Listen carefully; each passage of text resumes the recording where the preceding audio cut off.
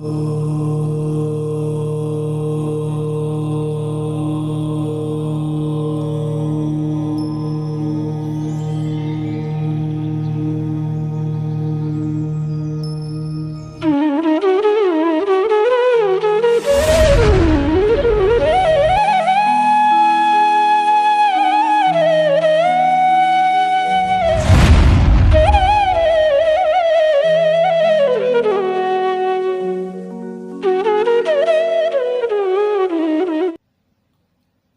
ह्रीम अरहम णमोजनाणम। 13वीं गुणस्थान संयोग केवली जिनकी विशेषताएं। तो योग सहित सबसे पहले तो शब्दों को देखें। तो सह मतलब सहित, योग मतलब योगों से सहित, केवली केवली मतलब जो असाह ज्ञान दर्शन वाले हैं, जिनके ज्ञान दर्शन को अब किसी की भी सहायता की आवश्यकता नहीं है। तो योग सहित केवली के गुण स्थान को सयोग केवली गुण स्थान कहते हैं। जिनका अज्ञान केवल ज्ञान रूपी सूर्य की किरणों से नाश हो गया है, उन्हें केवल लब्धि प्राप्त हो गई है, वे सयोग केवली कहलाते हैं। उनके गुण स्थान को सयोग केवली गुण स्थान कहते हैं। अब इस गुण स्थान में विशेषताएं क्या हैं? इस गुण स्थान में केवल ज्ञान प्रकट होता है, जिसके प्रभाव से ज्ञान में लोक सहित अलोक दर्पण के समान झलकने लगता है। यद विद्या दर्पणायते सलोका त्रिलोका नाम। संपूर्ण लोक अलोक सहित दर्पण के समान झलकता है। तज्जयति परम ज्योति समम समस्तैर नंत पर्याय दर्पण तल एव शकला। ये सब क्या है? ये सब इस 13वें गुण स्थान की ही महिमा है। दुनिया में जितनी मंगलाचरण, पूजन, स्तोत्र, विधान, पाठ आपको मिलेंगे, सब इस 13वें गुण स्थान की महिमा है। या 13वें गुण स्थान वर्ती जो अरिहंत केवली जिन हैं, उनकी महिमा है। केवल ज्ञान होते ही केवली भगवान अधर में विराजमान हो जाते हैं। वे धरती से 5000 धनुष ऊपर उठ जाते हैं। 13वें गुण स्थानवर्ती अरिहंत कहलाते हैं, जिनके कल्याणक होते हैं। तीर्थंकर प्रकृति का उदय होता है, उन्हें तीर्थंकर केवली कहते हैं। और जिनके पंच कल्याणक आदि नहीं होते, वे सामान्य केवली संज्ञा को प्राप्त होते। उनके भी अलग से 7 भेद केवलियों के होते हैं, उनकी चर्चा भी हम बाद में करेंगे। तीर्थंकर केवली के लिए समोशरण की रचना सौधर्मेंद्र की आज्ञा से कुबेर करता है। जिन्हें पंच कल्याणक हुए बिना अरिहंत अवस्था प्राप्त होती है, उन्हें सामान्य केवली कहते हैं। और इन सामान्य केवली की गंधकुटी की रचना होती है। इस गुण स्थान में अरिहंत परमेष्टि के परम औदारिक शरीर होता है। जैसे हमने 12वें गुण स्थान में पढ़ा था कि 12वें गुण स्थान के अंत में ही उनका शरीर निगोदिया जीवों से रहित होकर परम औदारिक हो जाता है। इस गुण स्थान के अंतिम अंतर्मूर्त में तृतीय शुक्ल ध्यान होता है। इस गुण स्थान की महिमा है कि इस गुण स्थान में किसी भी कर्म का पूर्णतया नाश नहीं होता। इस गुण स्थान में केवल ज्ञान के 10 अतिशय और देवकृत 14 अतिशय होते हैं। इस गुण स्थान में परमावगाढ़, छायक सम्यक एवं छायक चारित्र होता है। परमावगाढ़ मतलब केवलियों के सम्यक्त को परमावगाढ़ सम्यक्त कहते हैं। जिन जीवों के नाम गोत्र एवं वेदनी कर्म की स्थिति आयु कर्म की स्थिति से अधिक होती है, वे केवली समुद्घात करते हैं। ये ध्यान रखें कि आगम में दोनों प्रकार के केवली भगवान मिलते हैं। समुद्घात गत केवली और समुद्घात रहत केवली। इससे ये स्पष्ट होता है कि सब केवलियों के समुद्घात हो, यह कोई नियम नहीं है।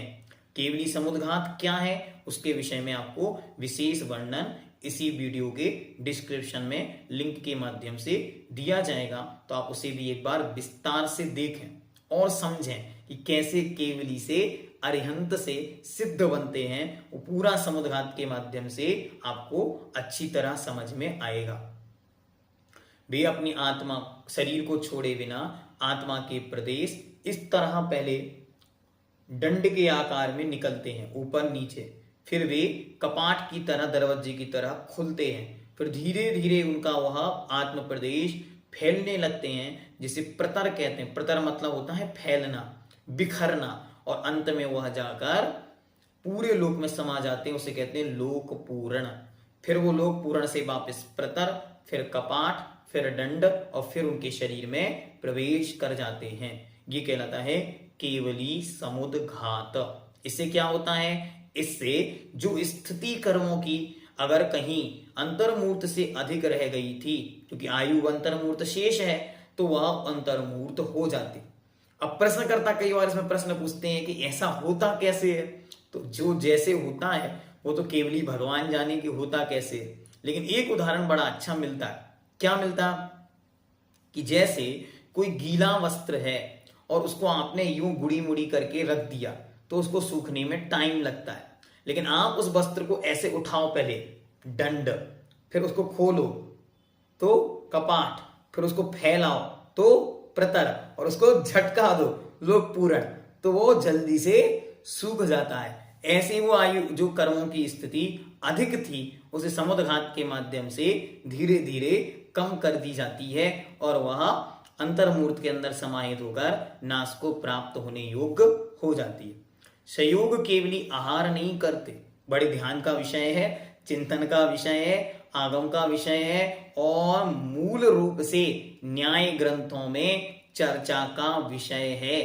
केवली भुक्ति, केवली भगवान के भोजन नहीं होता।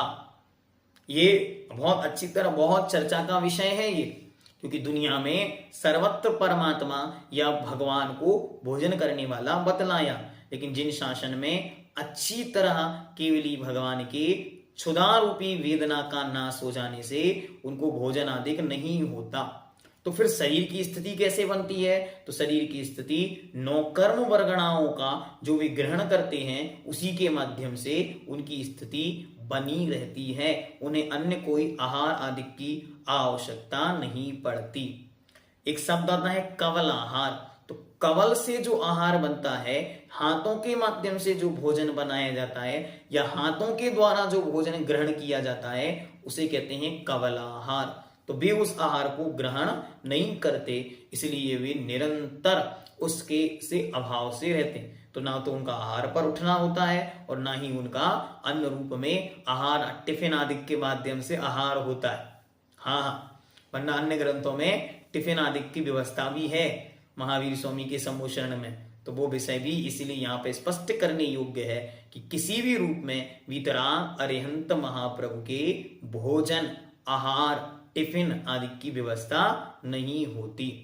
हाँ, एक स्थान पे ऐसा भी लिखा, आप लोग ध्यान रखो, क्योंकि आपको समय के साथ कभी सुनने को मिल जाए कि आदिनाथ भगवान को भरत चक्रवर्ती टिफिन लगवा के ले गए थे, तो आप लोगों को जीवन भर याद रखना चाहिए। गौतम महाराज महावीर स्वामी के लिए टिफिन लगवा के लाए थे, तो ये सब विषय आपको ध्यान में रखने हैं कि ऐसा कभी नहीं होता। फिर आगे, संयोग केवली आहार नहीं करते, परंतु उनका विहार व उपदेश भव्य जीवों के भाग्य से होता है। ये विषय भी बहुत अच्छी तरह स्पष्ट करना, क्योंकि हमारे मन में तो हमेशा शंका रहती थी, लेकिन हमारी शंका समय के साथ अध्ययन के बल से दूर हुई। आप लोगों भी करो। भगवान महावीर स्वामी जगह जगह जाते थे, तो लोगों को जैन क्यों नहीं बनाते थे? जगह जगह जाके धर्म परिवर्तन क्यों नहीं कराते थे? यदि वे चाहते तो सौधर्मेंद्र को आज्ञा देते कि चलो जाओ और दिल्ली के राज्य के सारे लोगों को जैन बनाओ, पटना मगध राज के सब लोगों को जैन बनाओ। ऐसा क्यों नहीं हुआ? इसलिए नहीं हुआ क्योंकि भगवान के कोई भी क्रिया मन पूर्वक नहीं होती है, क्योंकि मन क्षयोपशमिक है और भगवान के क्षयोपशम का अंत हो गया, विक्षायक को प्राप्त हो गए। मति ज्ञानावरण कर्म और वीरांतराय कर्म के क्षयोपशम से, ध्यान से सुनो, सिद्धांत याद करो, सर्वासिद्धि पढ़ो अच्छे से। उन्होंने लिखा मन किसे कहते हैं? तो वीरांतराय कर्म के क्षयोपशम और मति ज्ञानावरण कर्म के क्षयोपशम से मन होता है।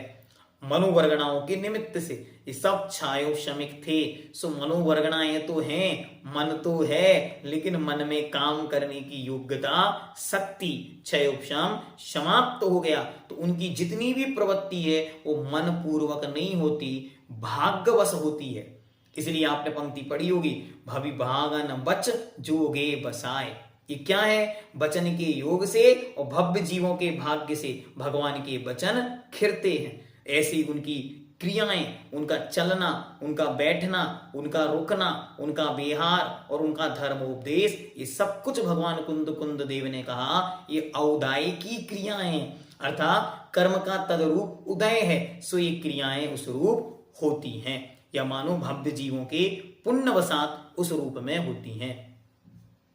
फिर संयोग केवली का उपदेश अच्छी तरह होता है और उनका उपदेश संपूर्ण जगत के जीवों के कल्याण का विषय होता है। अब उनका उपदेश होता कहां से है? तो आज तक पूरे आगम प्रमाणों को खोजने के बाद कोई भी आगम प्रमाण यह उपलब्ध नहीं मिलता कि उनका पूरे सर्वांग से होता है। अब बड़ी, हमने तो सारी पूजाओं में पढ़ा था सर्वांग से होता है। बसंती जी कह रही हम तो आज तक यही मानते आए, और पूर्णमती माता जी ने पूजा में भी लिखा कि सर्वांग से होते। हाँ, लेकिन आगम मूल ग्रंथों में कहीं भी ये नहीं लिखा सर्वांग से होता। तो होता कैसे है? तो आप अच्छी तरह इसको समझना, विचार करना, चिंतन करना और सब लोगों से पूछना और उनसे कहना हमें आगम प्रमाण दिखाओ। ये मत कहो कि हमने सुना है, ठीक है? उनसे ये पूछना हमें सुनी बातें मत बताओ, हमें आगम का प्रमाण दिखाओ। तो देखो क्या होता है, वास्तविकता में जब उपदेश होता है वो इतने स्थान से हो सकता है, क्योंकि वचन वर्गणाओं को भाषा पर्याप्ति से जो प्राप्त वचन वर्गणाएं हैं उनका वचन रूप जो परिवर्तन है, वचन रूप जो परिणमन है, वो मात्र इतने स्थान से ही होता है। यहां से नहीं हो सकता, यहां से नहीं होता, कहीं और से नहीं हो सकता। तो फिर केवली भगवान की विशेषता कहां से आई? तो क्या होता है, केवली भगवान बहुत ऊपर विराजमान होते हैं और उनका जो उपदेश होता है वो ये और ये सब हिले बिना होता है।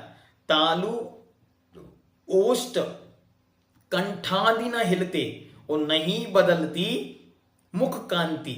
सु ऐसा लगता है कि मानो वे सर्वांग से वाणी खिर रही है, क्योंकि वो वाणी अत्यंत गंभीर होती है, अत्यंत भारी होती है, अत्यंत सुमधुर होती है। सो ऐसा लगता है मानो सर्वांग से खिर रही है। जैसे कोई पढ़ाता ना, तो पढ़ाते समय अति उत्साह के साथ पढ़ाता, तो ऐसे लगता है जैसे उसका सारा शरीर बोल रहा हो।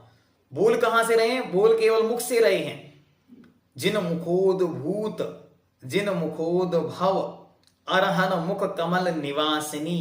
भगवान कुंद देव नियम सार में लिखते हैं, जिन मुहुगद मुख से गत, मुख से निकली हुई। तो अरहन मुख निर्गत, अरहंत भगवान की मुख से निकली हुई। तो आगम के प्रमाण तो यही है। आपको यदि अच्छी तरह देखनी हो तो जैनेन्द्र सिद्धांत कोश में आप अच्छी तरह देखो जिनवाणी, और वहां आप देखोगे तो लगभग आपको 18 ग्रंथों के प्रमाण हैं जिन सब में लिखा है कि मुख से खिरती है। सर्वांग का एक भी प्रमाण आगम में उपलब्ध नहीं है, लेकिन चर्चा में सर्वत्र सर्वांग चलता है। क्यों चलता है वो हमने आपके सामने कारण भी रख दिया कि वो इतनी गंभीर, इतनी भारी और इतनी उत्कृष्ट होती है, इतने ऊपर से खिरती है कि लोगों को ऐसा लगता है जैसे सर्वांग से खिर रही है। ठीक हुआ? आगे, संयोग केवली की मूर्ति बनाकर मंदिर जी में विराजमान की जाती है, जो अरिहंत परमेष्ठी की मूर्ति कहलाती है। जो वर्तमान में हम जिनकी पूजन अभिषेक आदि कर रहे हैं वे उनकी ही प्रतिमा है, जिनका बिंब है। प्रतिमा मतलब वही नहीं है, प्रतिमा मतलब उनकी कॉपी, फोटो कॉपी है, कॉपी है ये प्रतिमा। अच्छी तरह शब्दों को ध्यान दो। बहुत सारे लोग अज्ञान अवसाद ये मान लेते हैं कि यही अरिहंत हैं, तो अब इनका अभिषेक कैसे करें? जब उन अरिहंत का समोषण में अभिषेक नहीं होता तो इनका अभिषेक कैसे होगा? ये जिन बिंब हैं, जिनेन्द्र भगवान की फोटो है, जिनेन्द्र भगवान की बिंब है, उनके समान ही हम उनको मानते हैं, लेकिन ये वह नहीं है। ये अच्छी तरह धारणा में विश्वास लाना। वरना लोगों से पूछो महावीर स्वामी कहाँ है, तो कहते चांदनपुर में। बाहुबली स्वामी कहाँ है, गोमटेश्वर में। और पार्श्वनाथ भगवान कहाँ है, सो मधुबन में। नहीं, ऐसा नहीं, ये सब तो सिद्धालय में है। उनकी प्रतिमाएं, उनकी प्रसिद्धि या उनकी प्रतिमाओं के माध्यम से जिन बिंबों की स्थापना से, स्थापना निक्षेप से उतनी प्रसिद्धि हुई कि पदम प्रभु भगवान कहाँ है, सो पदमपुरा में। चंद्र प्रभु भगवान कहाँ है, तो तिजारा में। हाँ, ये प्रसिद्ध है धारणाएं। और हम जैनों में से ही सैकड़ों घरों में आप जाके पूछ के आ सकते हैं। डाटा निकाल रहा हूं, 10 लक्षण आ रहे हैं अभी। पूछना आप किसी से कि वर्तमान में भगवान आदिनाथ कहाँ है, कुंडलपुर में। या जाना होगा कोई सांगानेर वाले होंगे तो सांगानेर में, बस। ये क्यों? क्योंकि ऐसी धारणा उनके मन में विकसित है। वास्तविकता में वे तो साक्षात सिद्धालय में विराजमान हैं। उनके स्वरूप जैसे पूर्व में यहां था, वैसी 13वें गुणस्थान में जो उनकी छवि आकृति आदि थी, वो हमने वर्तमान में स्थापित की है, स्थापना निक्षेप के बल से। ठीक है। इस गुणस्थान में किसी भी कर्म प्रकृति का नाश नहीं होता। विशेष इंपॉर्टेंट पॉइंट कि उनके इस गुणस्थान में किसी भी कर्म प्रकृति का नाश नहीं होता। संयोग केवली का शरीर निगोदिया जीवों से रहित होता है। यहां आते कहां से हैं, तो नियम से यहां मात्र 12वें गुणस्थान वाले जीव ही आते। यहां से जाते कहां, नियम से 14वें गुणस्थान में जाते। इस गुणस्थान का जघन्य काल कितना है? जघन्य काल है अंतर मुहूर्त। कोई मुनि महाराज आए और मोक्ष के रास्ते चले गए।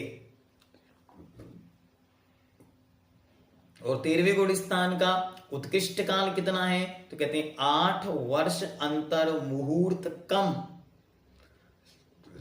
1 पूर्व कोटि वर्ष। ये सबसे महान। आचार्य महाराज तो जब इसको पढ़ते थे तो उनके चेहरे की मुस्कान अलग होती थी। कहते थे देखो तो क्या अद्भुत उनका केवली काल रहता होगा, और क्या उनकी अद्भुत छवि, क्या उनकी अद्भुत आकृति रहती होगी। एकदम बच्चे, 8 वर्ष का एक बच्चा, और 8 वर्ष अंतर मुहूर्त में। देखो जितनी भी ये प्रतिमाएं आपको दिखती ना, कुंडलपुर में बनी है या अन्य स्थानों पे बनी है, वो ही प्रतिमाएं हैं। जब आचार्य महाराज इसको अच्छी तरह पढ़ रहे थे तो पढ़ते पढ़ते उनके मन में आया कि मानो 8 वर्ष अंतर मुहूर्त में कोई मुनि बना। तो जब उसने केस लॉन्च किए तो पूरे बाल एकदम प्लेन, पूरा एकदम चेहरा एकदम प्लेन, क्योंकि 8 वर्ष का है तो ना दाढ़ी है ना मूछें हैं, तो ये सब प्लेन, ये सब प्लेन, और पूरा शरीर एकदम सपाट सुंदर, क्योंकि बालक है अभी। और उस बालक ने दीक्षा ली, और दीक्षा लेते ही ऐसी विशुद्धि बढ़ी कि अंतर मुहूर्त में केवल ज्ञान उत्पन्न हो गया। और जब उस केवली भगवान का सम्मोचन लगेगा तो कैसे होंगे वो? जैसे कुंडलपुर में बड़े मंदिर में, नए मंदिर में, नई चौबीसी और सहस्त्रकूट में जो भगवान विराजमान हैं, वो उनकी तरह दिख रहे हैं। ऐसे 1 वर्ष पूर्व कोटि, बस वो 8 वर्ष पहले की निकाल दो, वैसी अवस्था बनी रहेगी। क्योंकि केवलियों के शरीर में जो पारिशतन क्रिया, डेपिशिएशन की क्रिया होती है, वो निगोदिया जीवों के माध्यम से होती है। तो उनके शरीर में वो नहीं होगा, यथावत शरीर रहेगा। न नाखून बढ़ेंगे, न केस बढ़ेंगे, न शरीर में कोई बदलाव आएगा। सो 8 वर्ष अंतर मुहूर्त का वो सुंदर सा बालक पूरे 1 पूर्व कोटि तक तीर्थंकर अरिहंत बनकर विराजमान रह सकता है। कितना अच्छा लगता पढ़ने में। हाँ, ऐसी भावना भाव कि कभी हमारे जीवन में भी ऐसा दिन आए कि वहां से स्वर्ग से यहाँ आए और साक्षात अरिहंत पद को प्राप्त करें। और विदेह में तो आज भी संभव है, यहाँ से मरण करके कोई विदेह में जाए, वहीं पर अपने 3 कल्याणकों के समान तीर्थंकर प्रकृति बांधे, मुनि दीक्षा ले और तीर्थंकर बन के मोक्ष चला जाए, अरिहंत बनकर मोक्ष चला जाए। तो ये सब पढ़ के बड़ा आनंद उत्साह अपने जीवन में उत्पन्न किया करो कि कैसे ये सब कुछ होता है। अद्भुत अलग अलग प्रकार से जीवन में ऐसा घटित होता है। इनको अरिहंत कहते हैं, अरहंत कहते हैं, अरुहंत कहते हैं, संयोग केवली कहते हैं, और सकल परमात्मा भी कहते हैं। कल मतलब शरीर होता है, तो शरीर से सहित परमात्मा भी इनको कहते हैं। 13वें गुण स्थान में कौन कौन से कार्य होते हैं? तो 13वें गुण स्थान में केवल ज्ञान की प्राप्ति, अनंत चतुष्टय की उपलब्धि, नव केवल लब्धियों की प्राप्ति, सूक्ष्म क्रिया प्रतिपाति नाम का शुक्ल ध्यान, तीसरा शुक्ल ध्यान, केवली समुद्घात, योग निरोध और समुद्घात करने के लिए उद्यत होने वाली एक अवस्था होती है जिसे कहते हैं अब अग वर्जित करण। जो समुद्घात की क्रिया होती है उसके पहले जो स्थिति बनती है वो। इस प्रकार उनके इतनी सब विशेषताओं से वे युक्त होते हैं। इस प्रकार वे अरिहंत भगवान की हम सभी को खूब भक्ति मिले और उस भक्ति के करने से ऐसा पुण्य संचित हो कि हम सभी इस संसार समुद्र से सदा सदा के लिए पार हों। समुद्रघात संबंधी सारी चर्चाएं आपको डिस्क्रिप्शन में एक लिंक मिलेगी, उसकी वीडियोस में सब उपलब्ध है, तो आप अच्छी तरह उसे देखकर और उसकी चर्चा कर सकते हैं। अरिहंत भगवान की भक्ति भगवान कुंद देव ने शुभ उपयोग कहा है कि अरिहंत सुभक्ति, अरिहंतों में जो भक्ति सु अरिहंतों में जो भक्ति है उससे हमारा शुभोपयोग होता है। और यह शुभोपयोग कैसा है? तो आचार्य भट्टकीर देव लिखते हैं कि पुब्ब संचियम कम्मम, पूर्व से संचित जो कर्म है खय पहुदी, अरिहंत सुभक्ति, अरिहंतों में भक्ति से वे संपूर्ण क्षय को प्राप्त हो जाते हैं। सो ऐसी महान भक्ति हम सब करते रहें। नमो अरिहंताणम जपते रहें, नमो जिनाणम जपते रहें और ये माला फिरते फिरते हम संसार समुद्र से पार हो जाएं। जब भगवानों की भक्ति करें, पूजन करें, अभिषेक करें, शांति धारा करें तो भगवान के इस वास्तविक प्रकट स्वरूप का चिंतन करें। एक कर्म सिद्धांत के आधार से यही उनका स्वरूप है। हाँ, पूजन किसी ने मन से नहीं लिखी। हाँ, पूजनों में मन से बहुत कुछ जोड़ दिया जाए वो अलग विषय है, लेकिन पूजनों में भी सिद्धांत के बहुत सारे रहस्य हैं। वे सब रहस्यों का अध्ययन करते हुए अंत में पुण्य फला अरिहंता, वो पुण्य का महान फल अरिहंत अवस्था हम सबको प्राप्त हो, ऐसी हम सब मंगल भावना प्रार्थना करते हुए हमारा सफर मिथ्या दृष्टि से चालू हुआ था और आज 13वें गुण स्थान पर हम पहुंच गए। आगे 14वें गुण स्थान और फिर सिद्ध भगवान, जो अनंता अनंत सिद्ध परमेष्टि भगवंतों की जय हो।